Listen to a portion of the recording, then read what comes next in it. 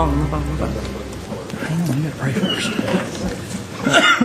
Ms. Harris has our prayer and pledge this evening. May we bow our heads for a moment of silence to recognize our veterans.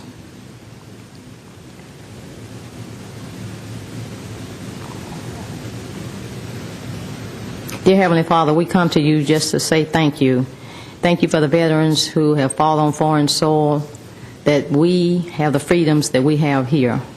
And Lord, as we approach this Thanksgiving season, we pray that we don't forget our many blessings, the things that we take for granted on a daily basis, like shelter, food, clothing, our families, and our friends. Lord, we thank you for that. And Lord, you brought us from a long way from last time this year. And we just want to say thank you for allowing us to still be on this side. And Lord, we ask that you move in the midst of our meeting as we begin, and that we handle the business of the city in the manner in which you would have us to. This is our prayer we ask in your darling Son's name. Amen. Amen.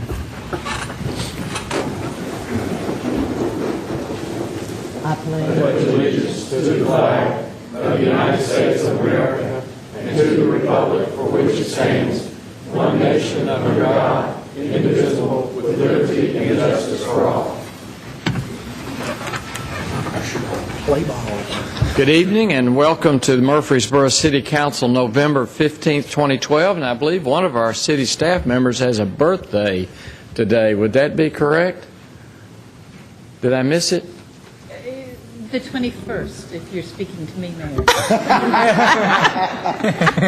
Oh, so we'll get to twice. Once tonight and once the 20th. I'll make the notation to get it correct. I do wish you many happy returns in the next 6 days as we Move on, count Mayor. down Move on. to your birthday. Thank you. Council members, any other announcements before we begin our meeting? If not, you have your consent agenda before you. If you've had an opportunity to review that, are there any questions regarding your consent agenda? I turned it. I just looked at the call. Shane calls here the meeting. If not, Mayor, I move for adoption of the consent agenda. Second. Thank you. A motion and a second. Please call the roll, Ms. Wright.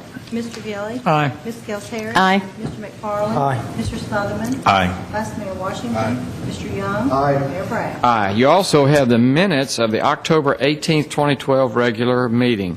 If you've had an opportunity to review those minutes, are there any additions, deletions, corrections regarding those minutes? And if not, is there a motion that we accept them as they have been presented? So move. Second. Thank you. Motion and second. Please call the roll, Ms. Wright. Mr. Gilly. Aye. Ms. Gels-Harris. Aye. Mr. McFarland. Aye. Mr. Smotherman. Aye. Vice Mayor Washington. Aye. Mr. Young. Aye. Mayor Bragg. Aye. At this time, we have third readings. Consider for passage on third and final reading an ordinance to amend Appendix A zoning, Section 26, regarding parking requirements for multiple family developments and hotels, motels.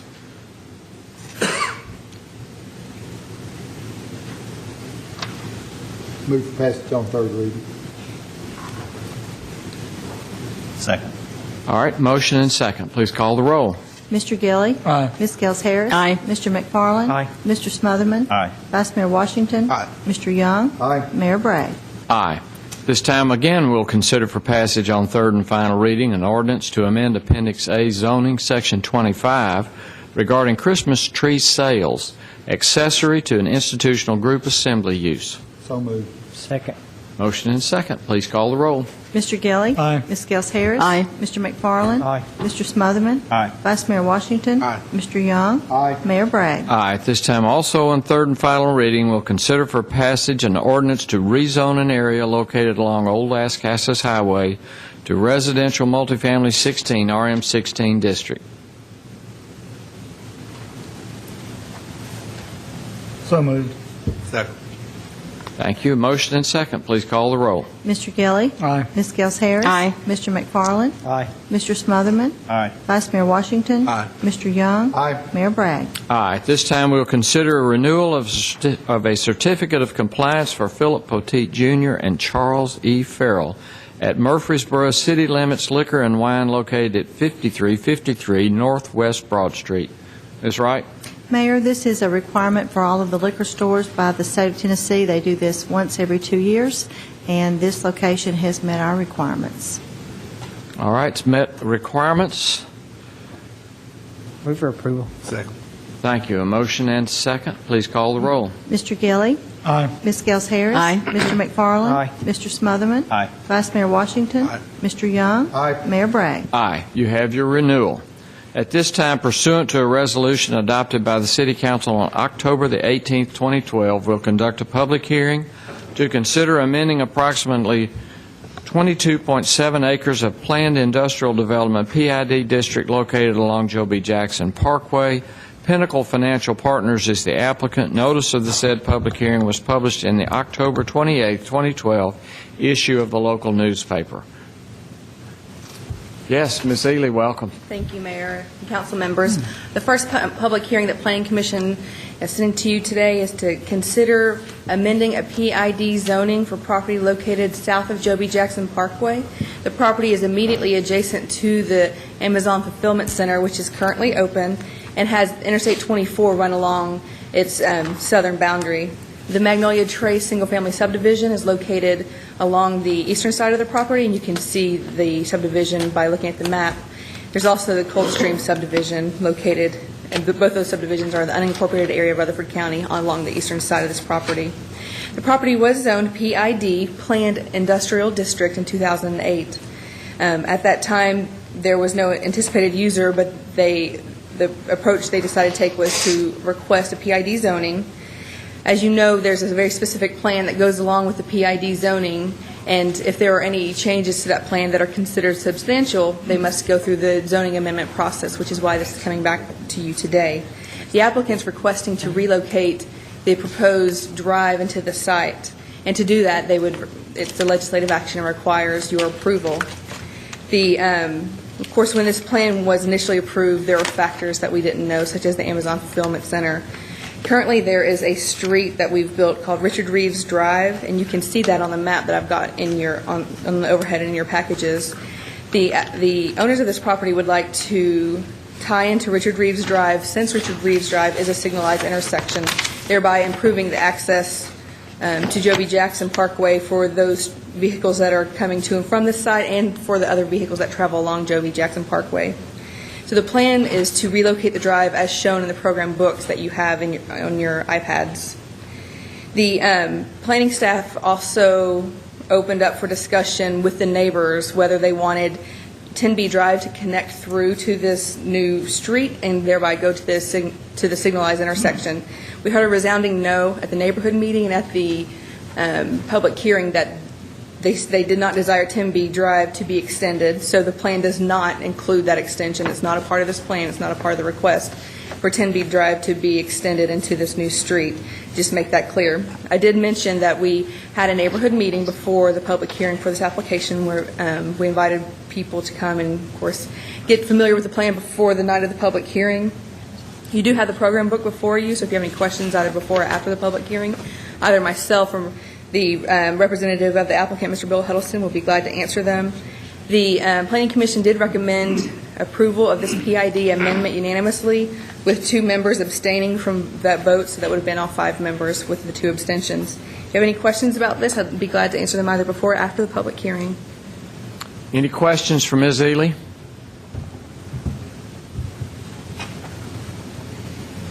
If not, we'll open the public hearing at this time, and anyone wishing to speak for or against this amendment, please step to the microphone, give us your name and address. Is anyone here wishing to speak? Anyone at all? If not, I'll close the public hearing at this time. We'll consider for passage on first reading an ordinance to amend an area zone planned industrial development PID district located along Jobi Jackson Parkway.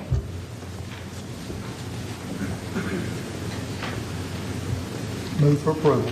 Second. Thank you. A motion and second. Please call the roll.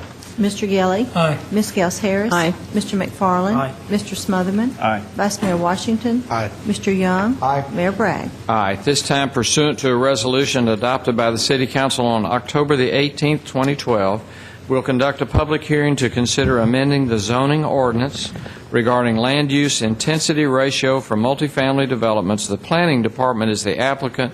Notice of the said public hearing was published in the October 28, 2012 issue of a local newspaper. Ms. Ely, you may continue. Thank you, sir. Our next public hearing is a zoning ordinance amendment for you to consider, and it is to consider removing the land use intensity ratio standards that we have in our zoning ordinance for multifamily developments.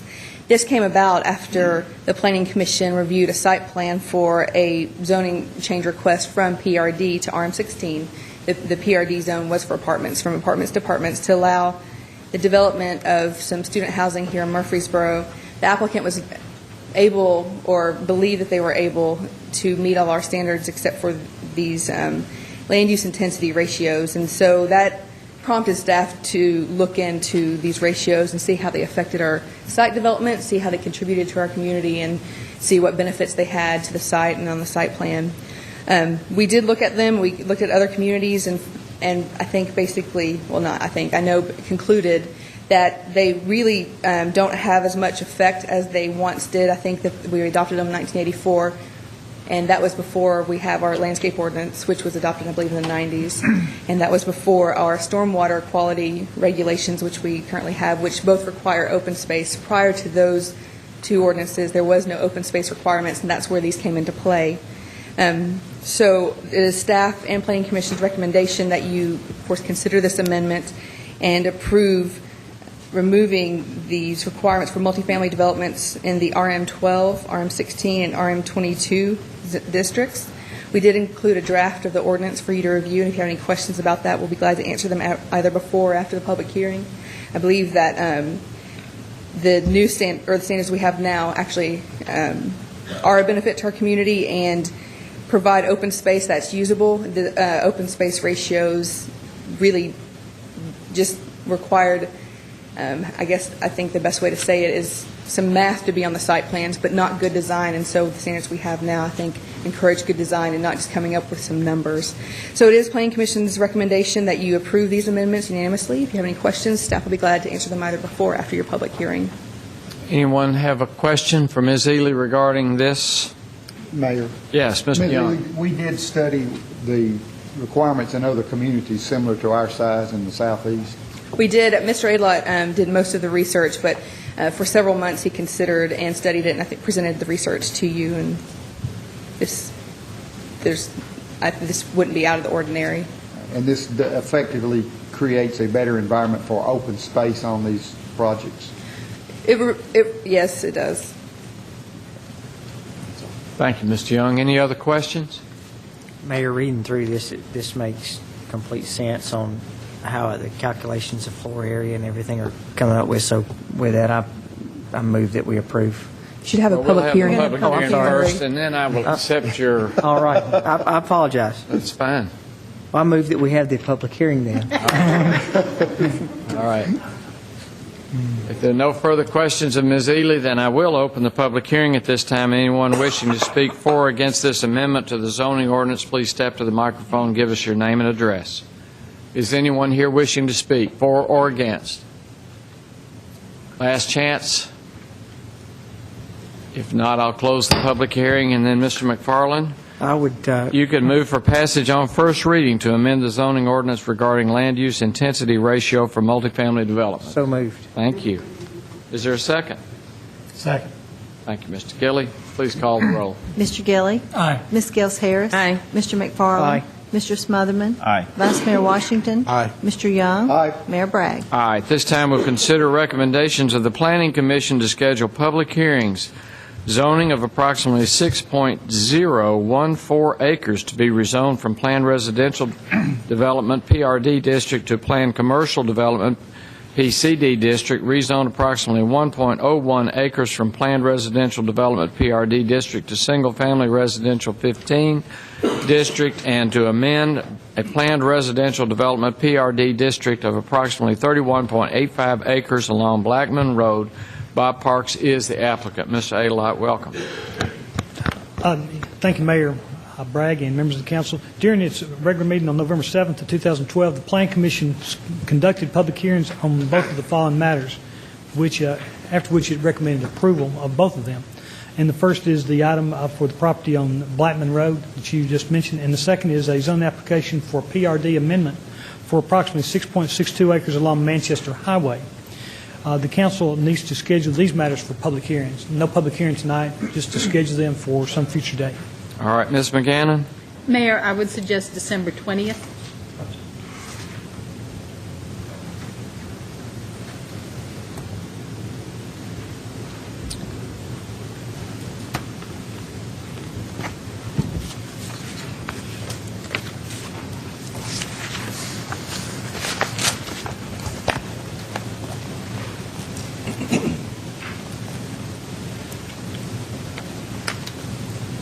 Move to set the public hearing December 20th. All right, December the 20th, public hearing. We have a motion and a second. Thank you, Mr. Young. Please call the roll. Mr. Gelly. Aye. Ms. Gels Harris. Aye. Mr. McFarland. Aye. Mr. Smotherman. Aye. Vice Mayor Washington. Aye. Mr. Young. Aye. Mayor Bragg. Aye. Thank you. Thank you, Mr. Adelite.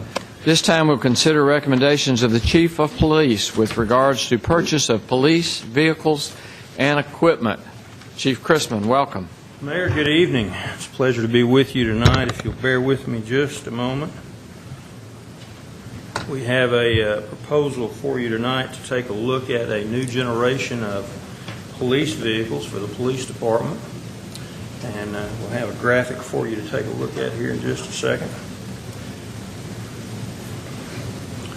If I may, what I would like to do is give you a couple of images to look at here as we go through this presentation, and hopefully that will help give you a little bit of an idea about what the vehicle is that we're proposing.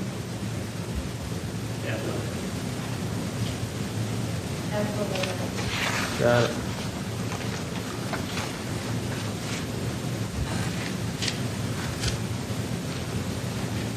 Okay, there we go. All right. This evening we have a proposal for your consideration for the purchase of new police vehicles for the police department for the coming year. This proposal tonight includes the purchase of 35 vehicles. 25 of those would be for the uniform division of the police department, and the other 10 would be for the other respective divisions. These vehicles that we are proposing for the purchase tonight have been selected based on the functionality that's needed within the division or section that they will be assigned to. These have been bid and are under either bid contract for the city of Murfreesboro, or in one case are on the state contracts. For this year, what we are proposing to do is began to purchase and put in place the new Ford Police Interceptor vehicle for our uniform division needs. That's the vehicle that you see scrolling across the screens up there. You may recall that prior to 2011, the standard vehicle for police use all across the United States of America really was the Ford Crown Victoria. It was a large four-door V8 sedan and was used by many state police agencies and the majority of local law enforcement agencies. That vehicle was discontinued in 2011 and was replaced by the Ford Police Interceptor, which is the vehicle that you see in the scrolls above.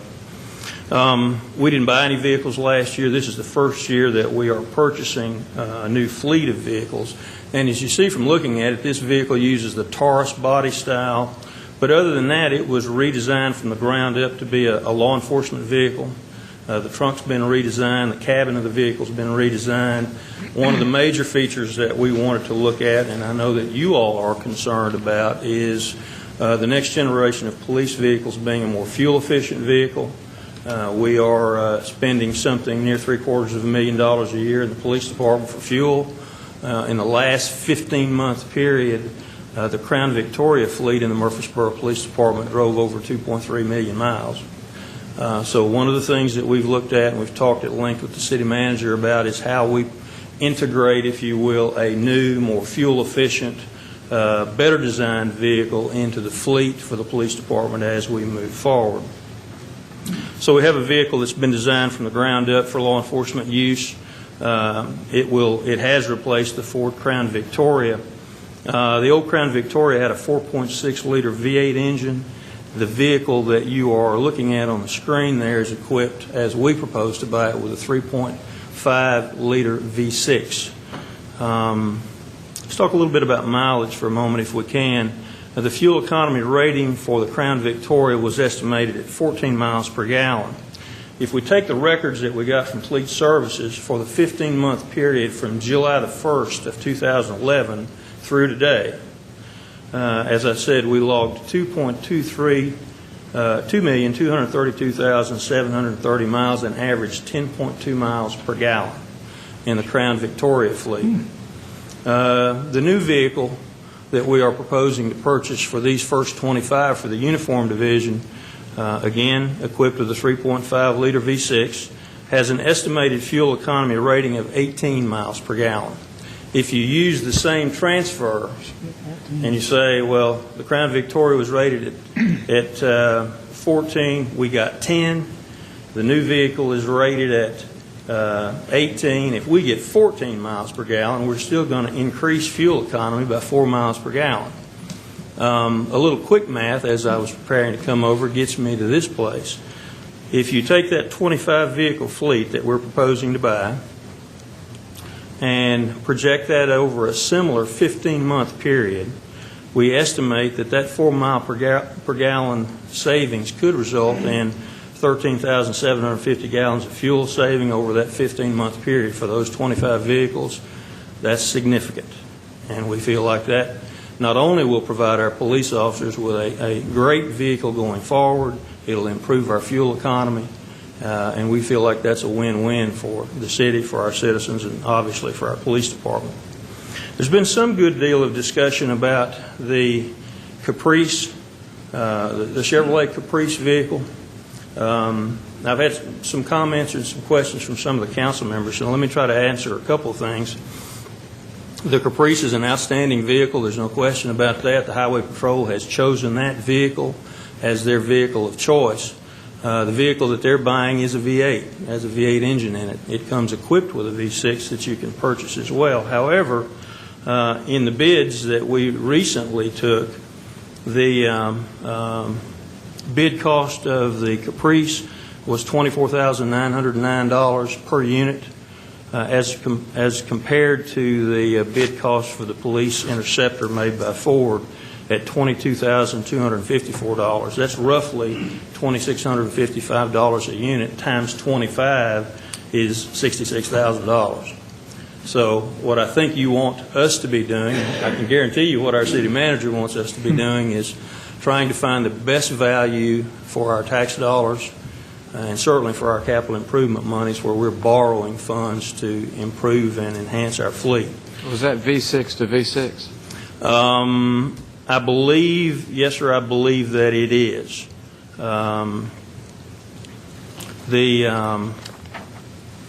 We believe that this Ford Interceptor is the best value for the money. We believe it will give us great fuel economy. They do come in two configurations. They have a two-wheel drive model and a four-wheel or all-wheel drive model. We have tested both. We believe that the all-wheel drive model, frankly, will perform better under police pursuit conditions, but for this first year of the new fleet, we plan to purchase a mixture of those two so that we can do some analysis on them going into the first year and look at maintenance costs and fuel economy costs to help us make decisions with that going forward. In addition to those 25 that we propose to purchase for the uniform division, and I will tell you, those will be a combination of marked and street appearance vehicles. one of the things that we've discussed at times with you all in the past is we get a lot of complaints from residents on I'm having noise issues in my neighborhood.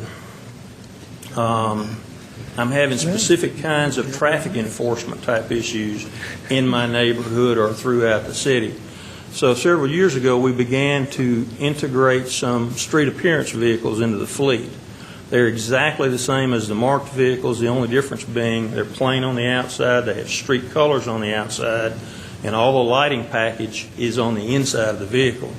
They have great utility for speed enforcement within neighborhoods, speed enforcement out on our streets and highways, as well as providing some additional enforcement opportunities for noise violations and those kinds of things. So we do anticipate purchasing some street appearance vehicles for that application, as well as for what we have come to call our directed patrol unit.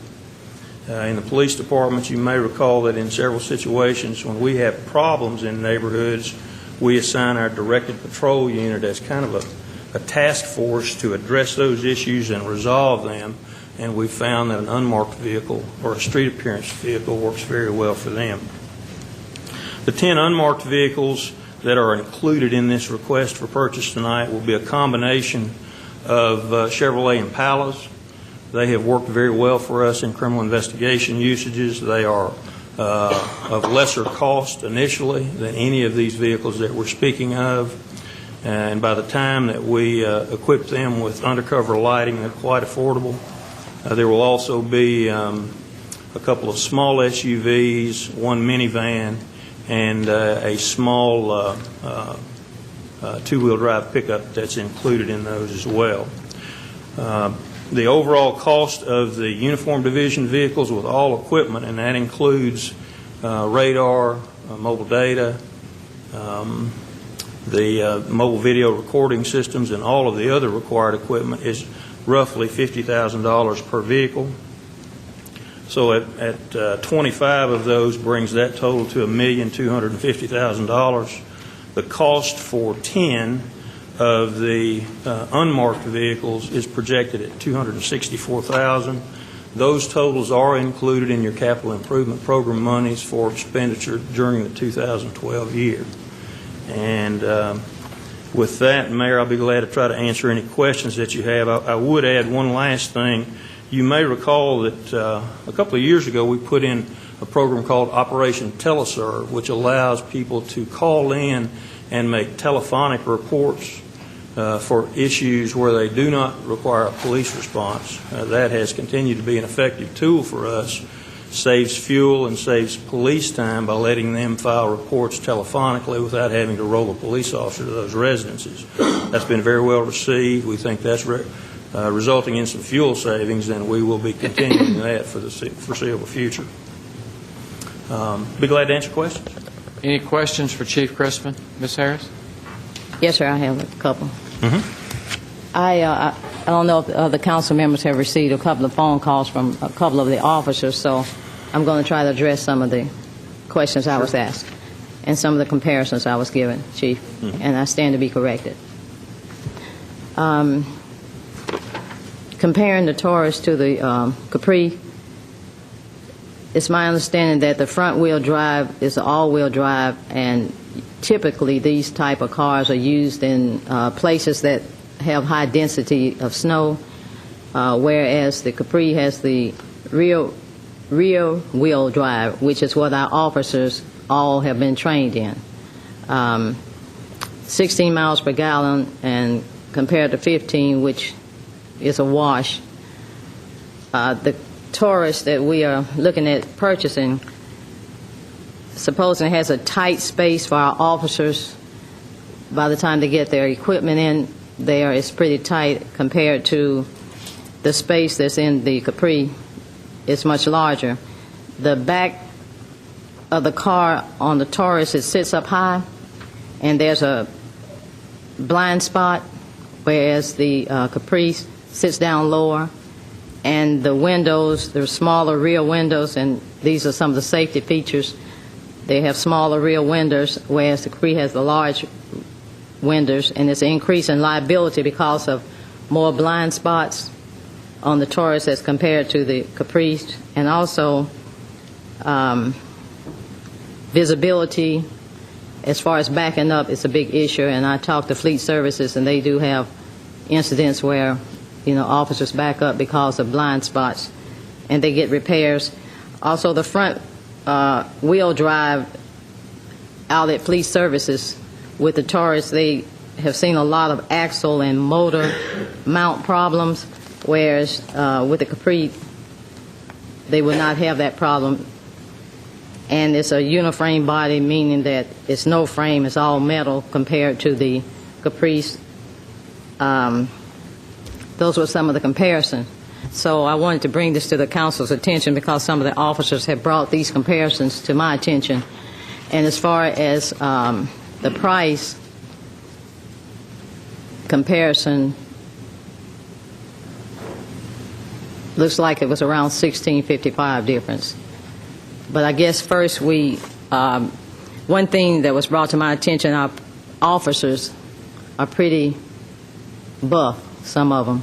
And by the time they get their equipment on, they're even more buff, like Titans, buff.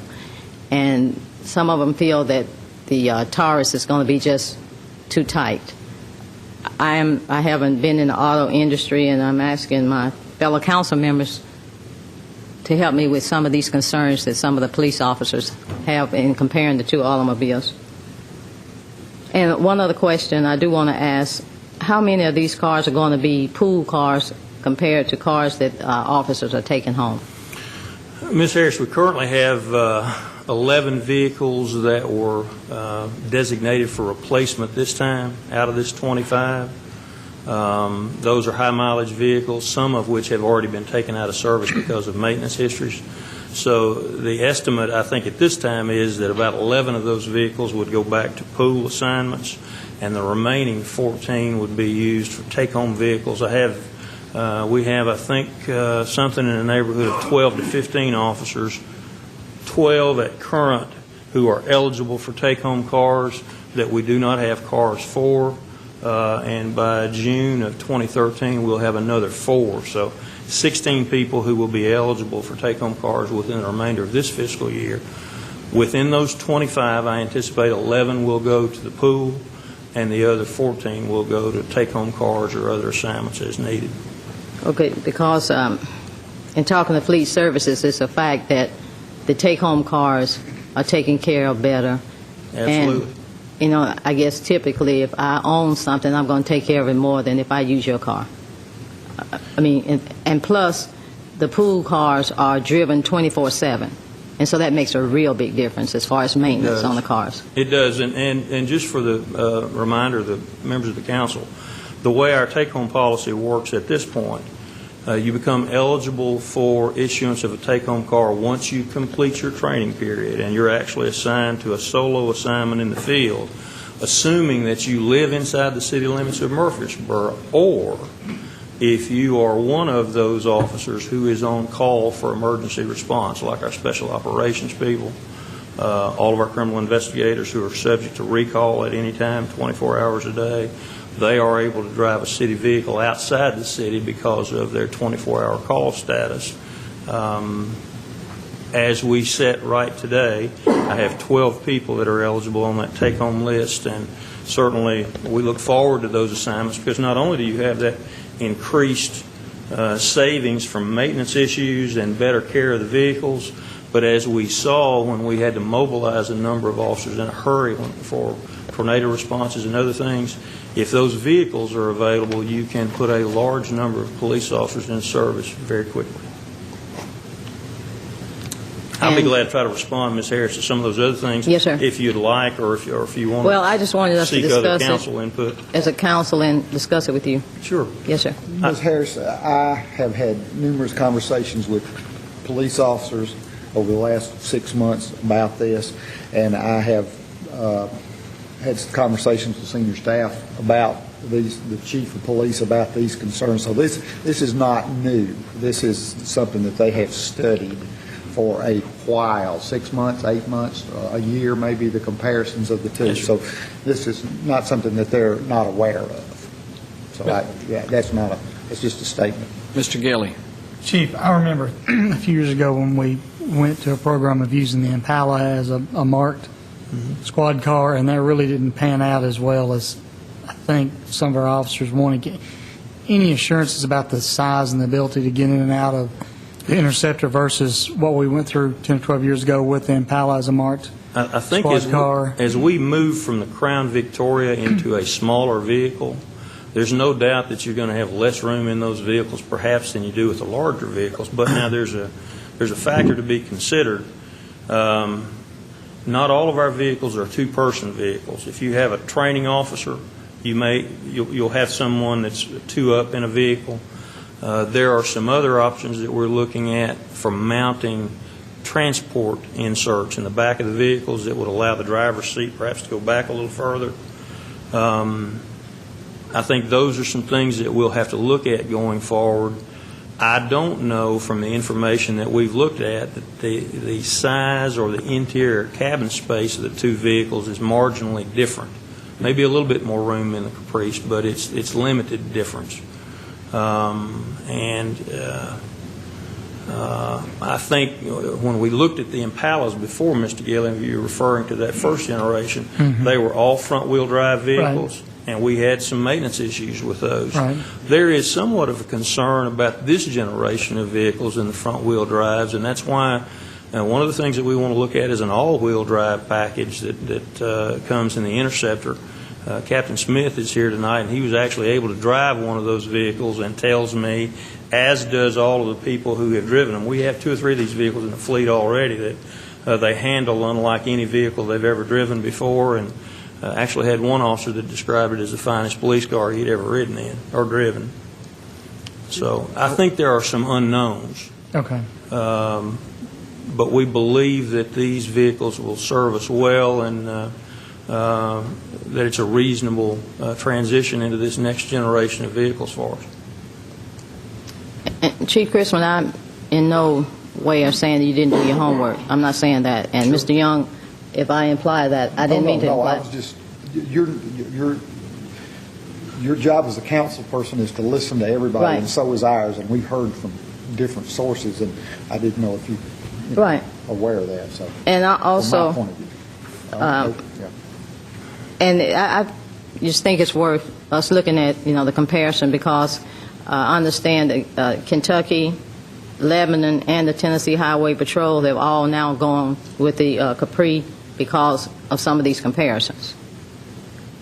I think the Tennessee Highway Patrol, I want to say purchased 155. I could be wrong. I've been seeing so many numbers today. But they, and I'm sure they did their homework too, and just bringing out that Kentucky, Lebanon, and the Tennessee Highway Patrol all have changed cars to the Capri.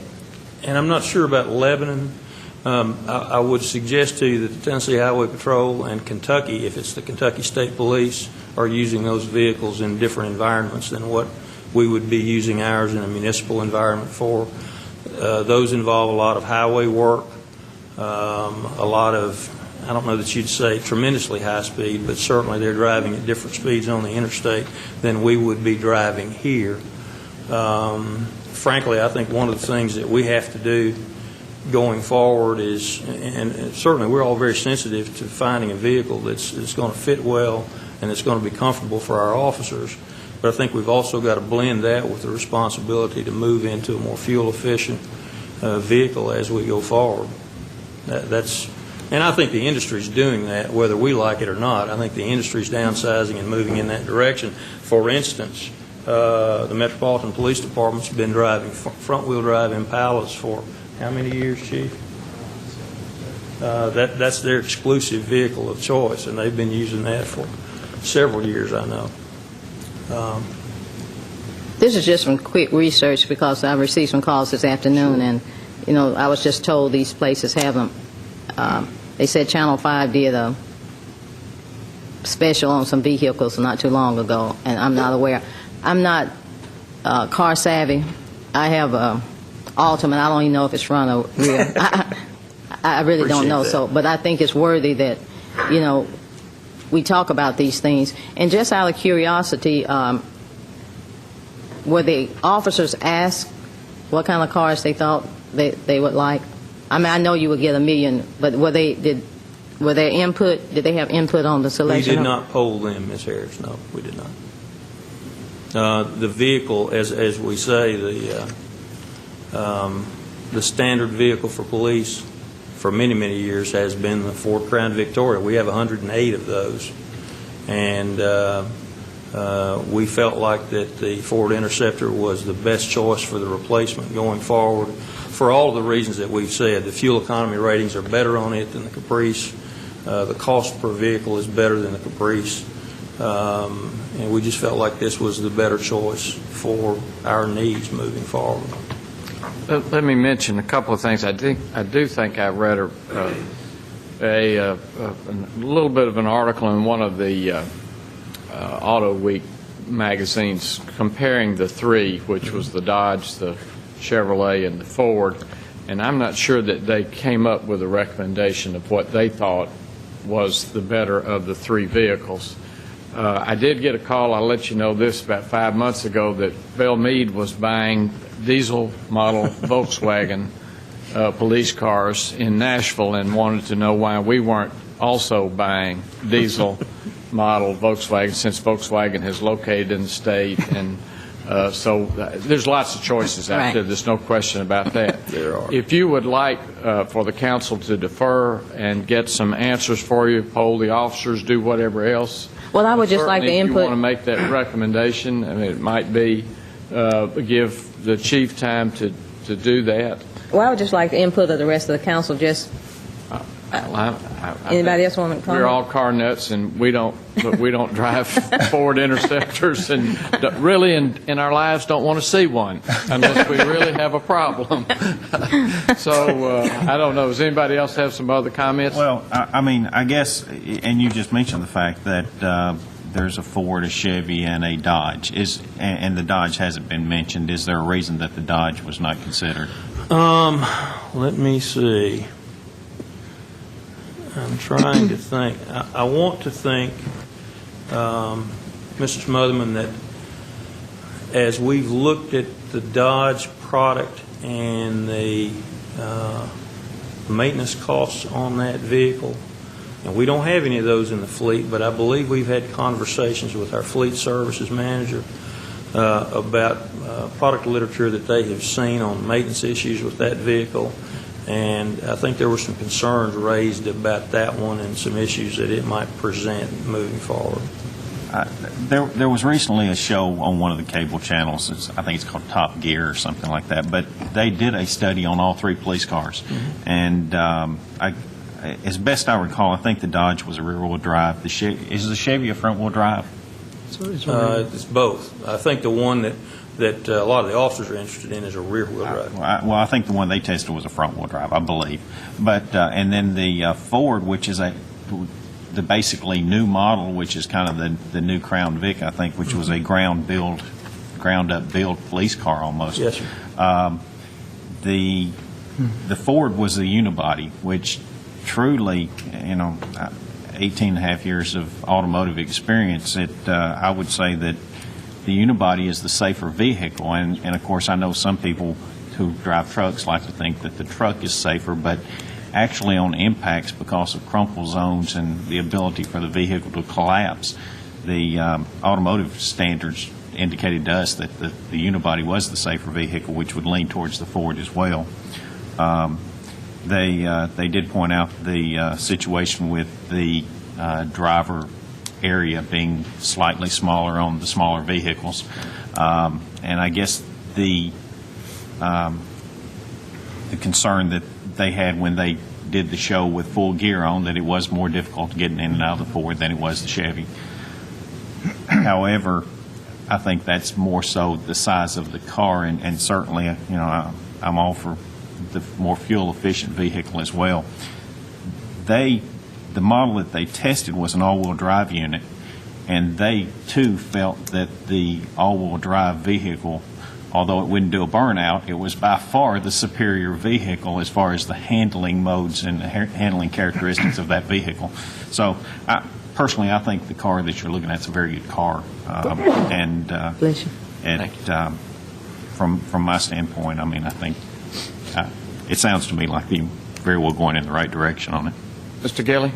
Chief, and I believe you said this earlier, but if I heard you correctly, the Interceptor, the Ford, is actually designed to be a police vehicle as opposed to the others being vehicles that are being modified with police equipment. It's actually designed for handling by a police officer, built in mind with the design of the Interceptor. It was, and Mr. Gilly, I can't say that the Caprice has not been similarly designed. I know when the Crown Victoria was discontinued, Ford put a lot of R&D work into two vehicles, the police Interceptor that we're talking about, as well as what they are calling an Interceptor SUV, which was also designed for police. We didn't consider any of those this year, frankly, because I need vehicles, and the four-door sedan was much less expensive than the SUV. But they built both of those from the ground up for these applications because they knew they had to replace the Crown Victoria fleet. And you mentioned the design of the trunk. Is that because has it been made with additional space in the trunk, rearranged because of police gear? It's built for radio installations and other police gear that would normally be housed there. In fact, one of the vehicles that I looked at one of the trade shows actually had a slide-out tray so that you could mount radio equipment in the rear of that car. How many patrol vehicles do you have in your fleet, Chief? Marked cars? Well, we counted, of the Crown Victoria fleet, there are 109.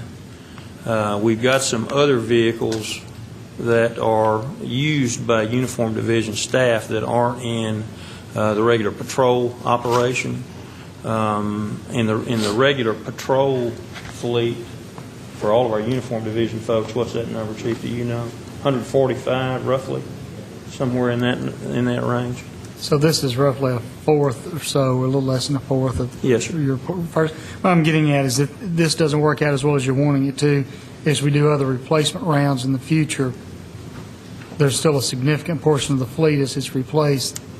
We wouldn't be stuck with this being the mainstay of our fleet. Absolutely, and I think that's part of the reason why we say, as Mr. Smotherman pointed out, I think Captain Smith will tell you that the all-wheel drive vehicle is a tremendous improvement in handling.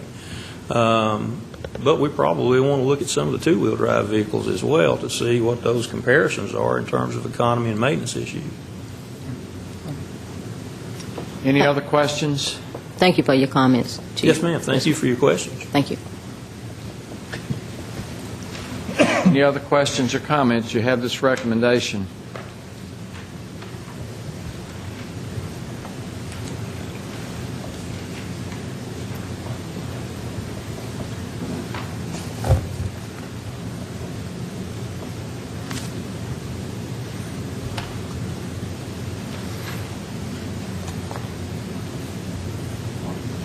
I would move that we accept the recommendation of the Chief of Police and move for passage. Second.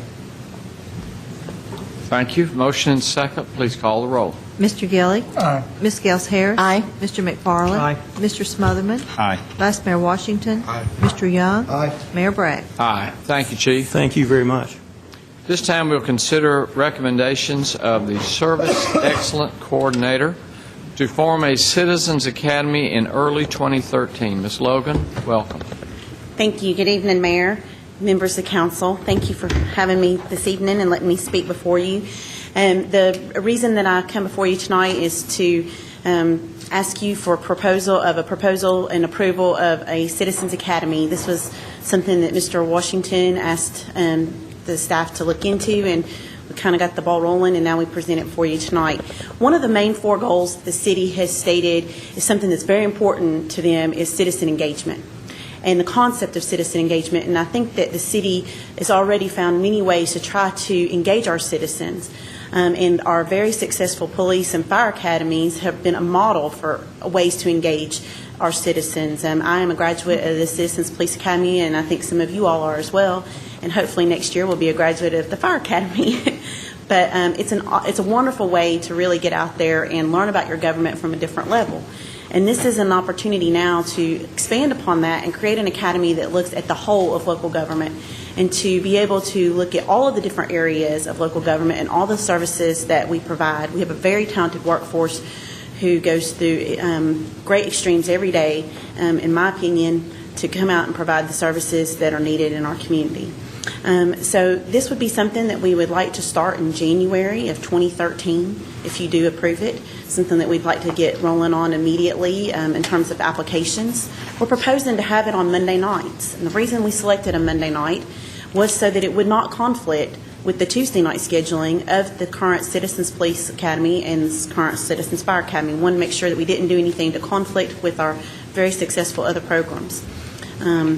Also, we're looking at a fee, a small fee for the participation in the program, because at about $25, so that you have some type of investment into the program so that you participate.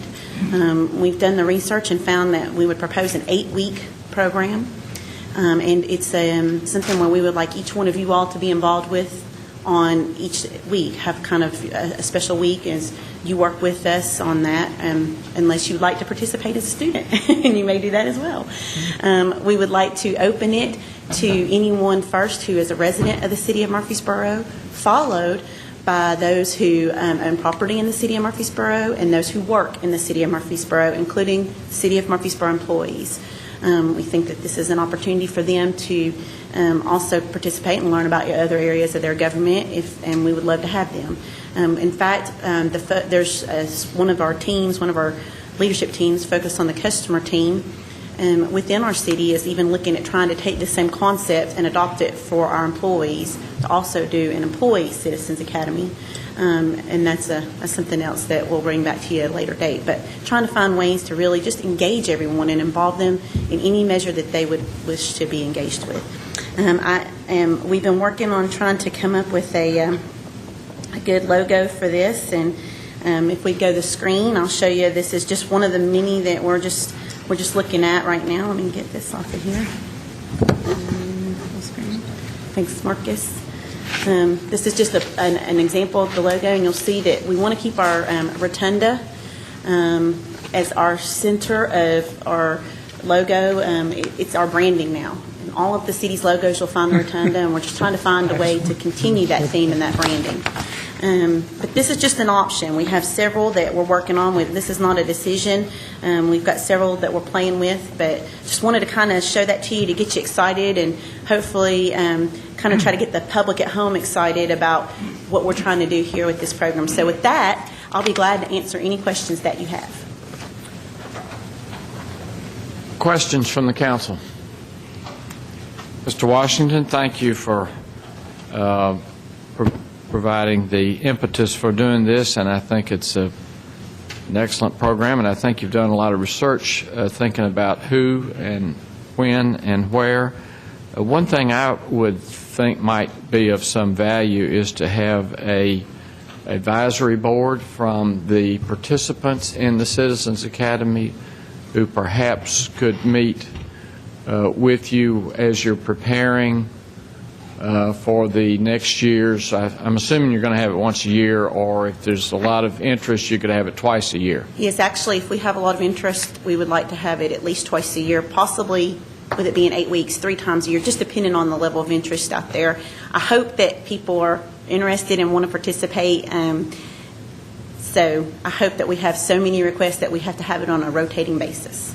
Well, I would suggest that you have like a 5-member advisory board elected from your first class, and then each, in order to rotate those folks, that each class following that perhaps have an election of one person to replace on a rotating basis the people on that board. If you want to have a larger board of 10 members, that's fine. I think it would be nice to have people who've gone through the program to be able to kind of be a sounding board and to help you to flesh out the course as you go, things that they liked, things they didn't like, how to improve, shorter speeches from the mayor if the mayor's asked to speak, those kinds of things would be, I think that might be very helpful, and let them, allow them to elect from their class members somebody they thought might do well at being that sounding board, that advisory board member.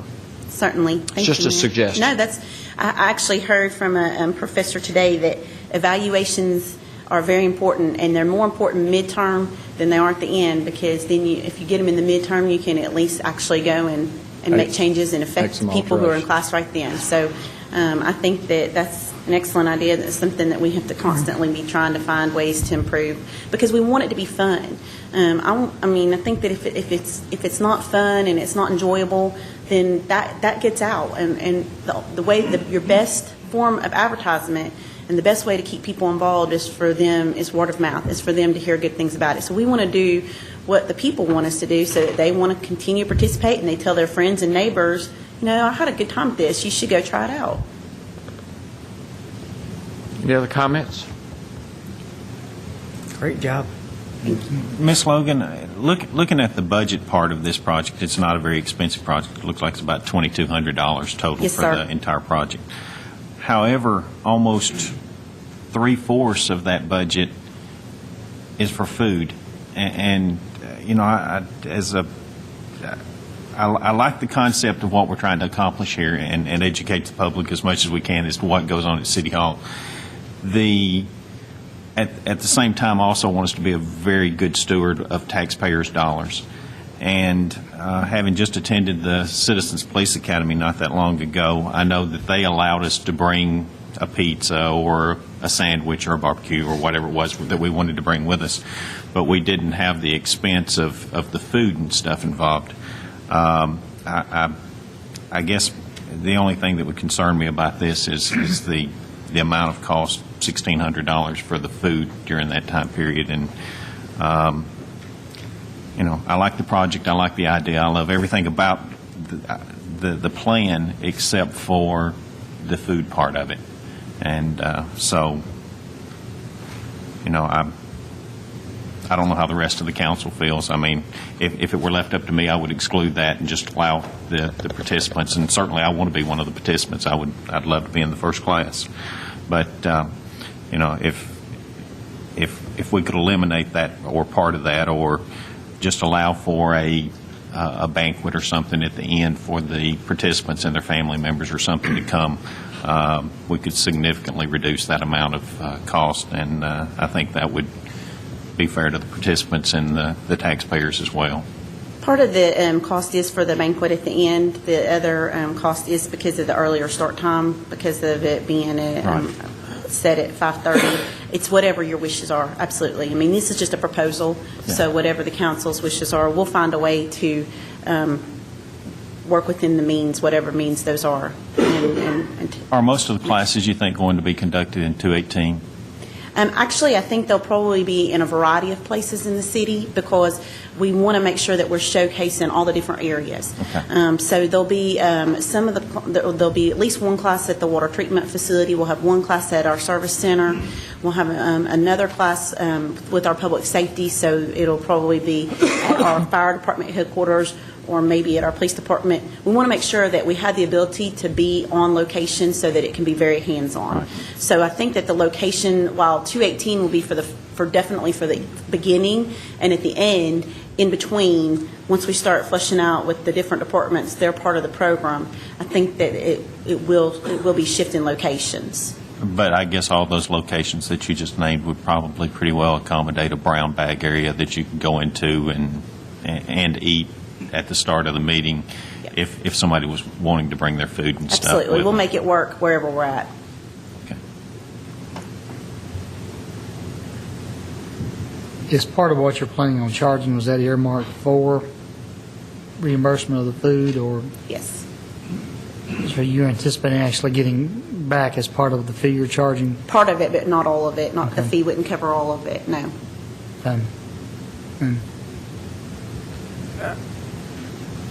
I don't disagree, but I probably the southern side's coming out in me that I always hear my wife tell me, if you're going to invite people over at 5:30, you better expect to feed them. So I don't necessarily,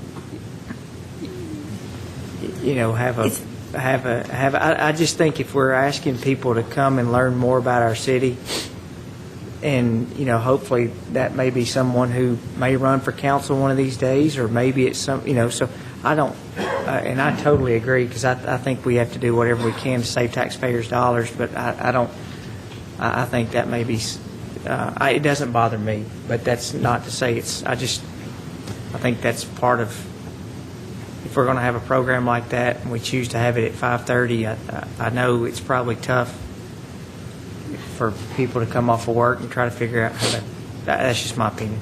So I don't have a big issue with it. I think Mr. McFarland's got a good point. If you get off at 5 o'clock, you got to go find something to eat, and you got to get across town to a meeting. That's kind of hard to do. And part of the expense is for the banquet. So there's some things built into that too. It is sort of a Southern tradition. If you invite somebody over, you better feed them. Well, let me tell you. Why don't I say this then? Right. Let me explore that a little bit more. I'm sure that there's a way that maybe I can. Let me see what our options are with that, where I can still meet the budgetary concerns, but still meet our Southern hospitality and provide food. I mean, if they don't mind eating my cooking, I'll be glad to cook for them. So I'll be perfectly fine if you let us know how many residents that we have that are in the group to go out, and I'm sure that we can help with some of our local establishments who probably would be happy to cater, just to maybe let them come and speak to the group. So I'll be happy to help you with that as well. Thank you. Thank you very much. Any other questions or comments? Should we have a vote to form? Ms. McGannon says yes. Move for approval. Second. All right, a motion and second to approve as presented. Any other questions or comments on that motion?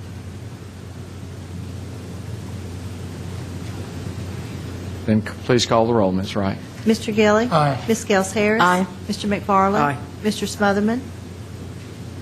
Aye. Vice Mayor Washington? Aye. Mr. Young? Aye. Mayor Bragg? Aye. Thank you. Thank you very much. Thanks very much, Ms. Logan. Now we'll consider for adoption a resolution establishing payments in lieu of taxes for the Murfreesboro Electric Department for the fiscal year ending June 30th, 2013. Mr. Sachs, are you going to present that? Or are you just here to write the check tonight? We got the money. Do we need a report? Okay. This is something we do annually, Mayor, where we present this to you. As you well remember, Mr. Kirk was very proud to stand up and say we were the largest taxpayer in the city of Murfreesboro, so that is still the case. That's excellent. I was told, Mayor, by Mr. Sachs that as the council member of the Power Board, I'm supposed to ask him where the giant check is to carry on Vice Mayor Bratcher's tradition in that regard. Did you bring a giant check, Steve? I've got it, but it'll take me a few minutes to get it, so I'll just pass on that. Okay. So, Mr. Gilly, as you're a member of the Power Board, would you like to make a motion that we adopt this resolution? So moved. Second. Thank you. All in favor? Ms. Wright, call the roll. Mr. Gilly? Aye. Ms. Gels Harris? Aye. Mr. McFarland? Aye. Mr. Smotherman? Aye. Vice Mayor Washington? Aye. Mr. Young? Aye. Mayor Bragg? Aye. Thank you, Mr. Sachs. We're very pleased and proud of the electric department and what you do in our city, and we certainly appreciate your agreement and cooperation in this payment in lieu of taxes. At this time, we'll consider for adoption a resolution authorizing amendment of the ICMA Section 457 plan, which is a part of the city's retirement program to create a Roth contribution option. Ms. McGannon. Mayor Bragg, the Pension Committee met yesterday and voted to recommend that the council consider this resolution, which would authorize the city to amend the program it has for employees hired after July 1, 2010. Our retirement program, which, as you know, is with ICMA, consists of both a 401A and a 457, the 457 being the deferred compensation part of the program into which voluntary contributions can be made. Staff had brought the issue to the Pension Committee of taking advantage of the option of allowing a Roth component so an employee can choose whether or not to make their voluntary contributions with before tax money or under Roth with after tax money. They would have the ability to do both. It would not be one or the other. But adding this component would allow those newly hired employees to have the same option as employees hired before that date have under the city's deferred compensation program that is with ING. And the pension committee thought, since there are no adverse financial implications for the city, that adding this option for employees would give them more financial choices, and that it would be appropriate to do so, allowing employees who already have 457 funds contributed to make a conversion of those funds if they wish to do so. And so we believe that this is an amendment that would be appropriate to provide a similar option at no cost, and is something that ICMA is equipped to do.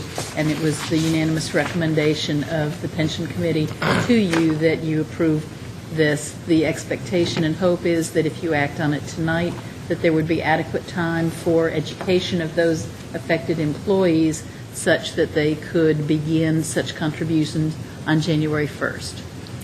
I or the chair of the Pension Committee would be happy to answer any questions. Any questions? No, that's a good deal, right? That's a good deal. I'll move for approval. Second. Thank you. A motion and second. Please call the roll. Mr. Gilly? Aye. Ms. Gels Harris? Aye. Mr. McFarland? Aye. Mr. Smotherman? Aye. Vice Mayor Washington? Aye. Mr. Young? Aye. Mayor Bragg? Aye. Thank you, Ms. McGannon. How about beer permit applications, Ms. Wright? We have 3 tonight, Mayor. We have a special event permit for Oakland's Association for an event to be held at 2553 Pitts Lane on December the 7th. We have also 2 locations. One's a restaurant, one's a convenience store. The convenience store at 1698 Memorial Boulevard is simply an ownership change, and we are awaiting their final building and codes inspections. The rest of their application is in order. And we have a restaurant at 1618 Northwest Broad Street. There again, we've had beer there before, so this would be considered a name change and ownership change. And they have met our requirements for the background check, and we're waiting for the codes inspections on that location to be completed. So we would ask permission to issue those 2 regular beer permits at the time codes approves them. All right. You have these beer permit applications that meet requirements. Is there a motion to accept? So moved. Second. Thank you. Motion second. Please call the roll, Ms. Wright. Mr. Gilly? Aye. Ms. Gels Harris? Aye. Mr. McFarland? Aye. Mr. Smotherman? Aye. Vice Mayor Washington? Aye. Mr. Young? Aye. Mayor Bragg? Aye. At this time, you have before you the list of statements to be considered for payment. Are there any questions regarding statements to be considered for payment, or is there a motion to pay the bills? So moved. Second. Motion and second to pay the bills. Please call the roll. Let's see how it works out.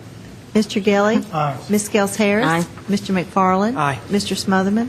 Aye. Vice Mayor Washington? Aye. Mr. Young? Aye. Mayor Bragg? Aye. No board and commission appointments. Any other business from staff or city council to come before the council at this time? We're not meeting next week, right? I'm not sure. Are Oh, we Thanksgiving. not going? Oh, come on. Okay. Don't bring food.